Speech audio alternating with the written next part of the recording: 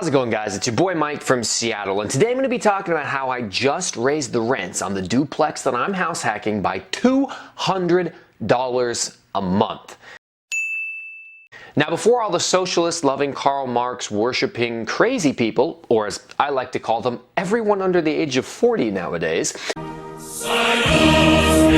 come for me with their pitchforks ready to chase me to a fiery grave, let me explain why I raised it by $200 a month, and let me explain how I raised it by $200 a month and what I didn't do last year. So, for those of you who remember, a younger version of myself, who didn't have quite as much of a receding hairline, back in 2018, purchased this duplex, the one that I live in right now. Now, at the time, it was rented out to someone. I purchased it with a tenant in it. It was rented out at $1,600 a month. Pretty good for the area. As far as the three identical duplexes that are on this plot of land that I'm at, I only own the middle one. It was the highest renting one at the time. Now, she moved out only a few months later, 7 months later, and I put a tenant in it. That tenant's been with me for 2 years. That was my first experience of actually finding my own tenant, going through the process of signing the lease, listing it for what I thought it would rent for. And when I had listed it back then, I had listed my duplex for $1,950 a month. Now, how did I come to that number? It wasn't just, as a lot of these crazy people who hate businesses would tell you, which is I just pluck a number out of somewhere and decide, you know what, I want to make this much money. No, I went on Craigslist and I went on Zillow and I went on apartments.com and I looked up similarly sized properties in my area and what they were renting for. 3-bedroom, 2 baths within 2 or 3 miles of here, both houses, apartments, and duplexes. Now, because this is kind of a smaller city, there wasn't a ton of other units for me to look at, so I kind of had to just fill in. There are a couple apartments and there are a decent amount of single-family homes, but there really aren't that many duplexes or triplexes. And a duplex and a triplex offers some of the same advantages that a house has. You have a yard, you have a deck, you have better parking, a little more privacy, but it has some of the same disadvantages that an apartment has. You're sharing a wall with someone, or maybe you're sharing the ceiling above you or the floor beneath you, something like that. So what I thought was that somewhere in the middle would be a good price range for me to list it at, and that's where I came to the 1950 number. And we ended up getting it rented within 2 weeks to a great tenant who paid on time every single time for 2 years straight. Literally, and when he just moved out, I gave him his entire deposit back, his entire security deposit, because he took care of the place, he made improvements on it, nothing was broken. Literally the dream tenant. I hated to see him go. I'll make another video about that later. But what about this time? Why did I take it from 1950 all the way to $2,150, which again, I understand if you're from the Midwest or the South or pretty much anywhere else in the country other than a major metropolitan area, you're probably sitting there saying to yourself, $2,150? Why don't you just buy a house? Heck, why don't you just buy 2 houses with that?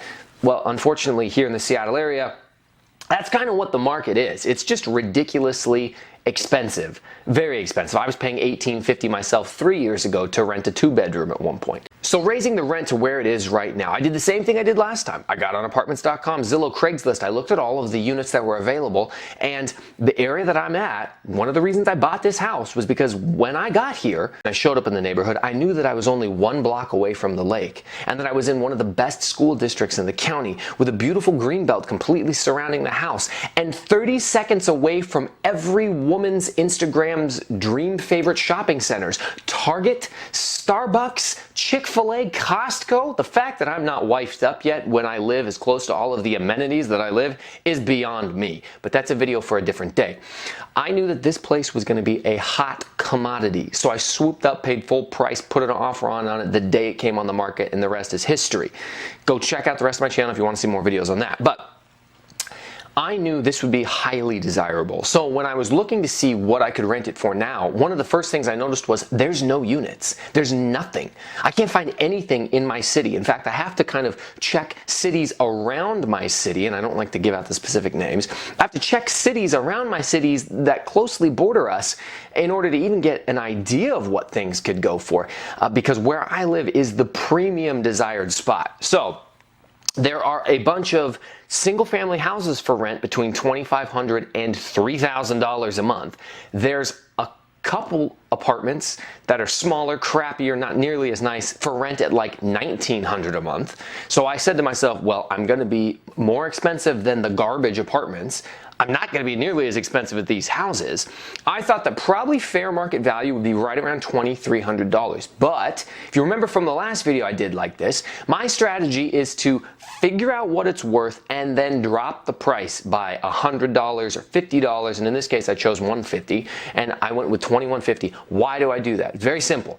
I want the most applicants possible to send me a message and say they want this property. And I'm going to make another video about what it was like to list it, because I got like 30 different responses in a 30-hour period. It was ridiculous, but we'll talk about that more later. So I got a ton of people saying, hey, we want to rent this place. And that allows me to pick the most qualified person who I believe has the best credit, the best job, the best income, previous rental history, no evictions, highest credit score, all the things that you might want to make sure that the people who are going to rent from you actually do the one thing you really want them to do, which is A, pay their rent, and then B, not destroy the property.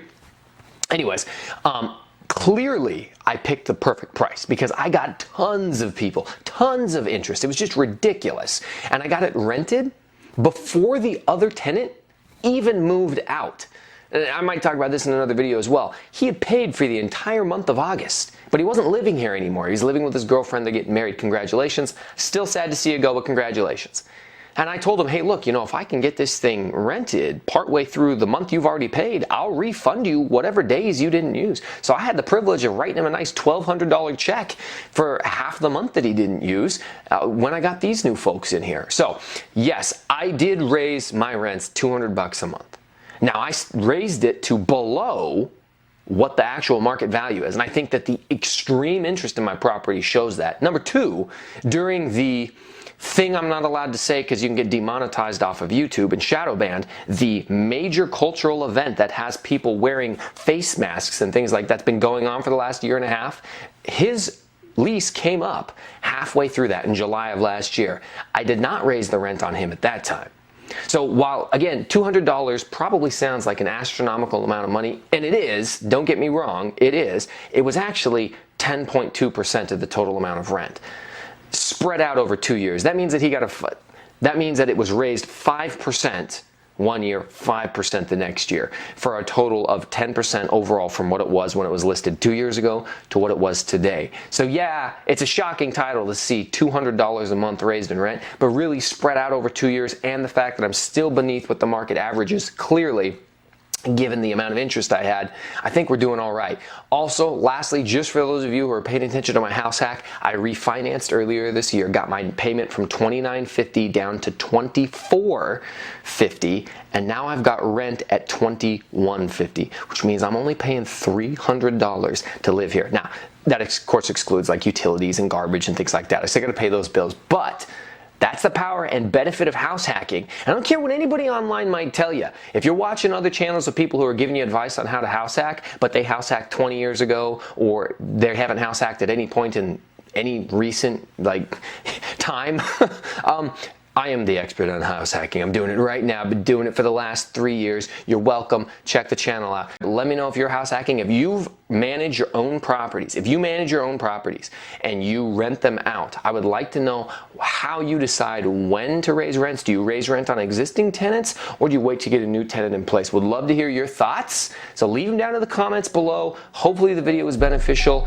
Guys, as always, appreciate you watching, and we'll catch you next time.